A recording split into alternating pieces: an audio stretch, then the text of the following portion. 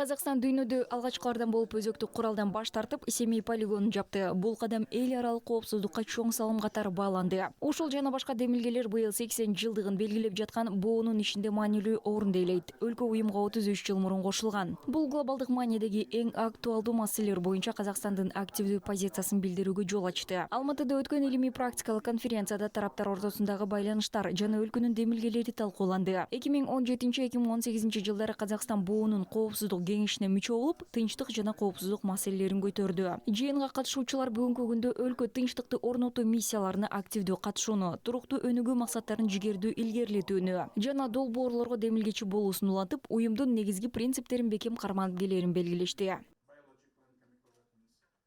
Бизде 18ге жакын агенттик бар. Бул жерде ЮНЕСКОдон баштап качкандар боюнча жогорку комиссардын кеңсесине чейин жайгашкан. Алар ар кандай мандаттарга, туруктуу өнүгүүгө тиешелүү бардык маселелерди козгойт. Алардын арасында экономика, социалдык чөйрө жана качкандар маселеси да бар. Дал ушул Алматы аймактык хабы Борбор Азия аймагына жол ачкан дарбаза десе болот.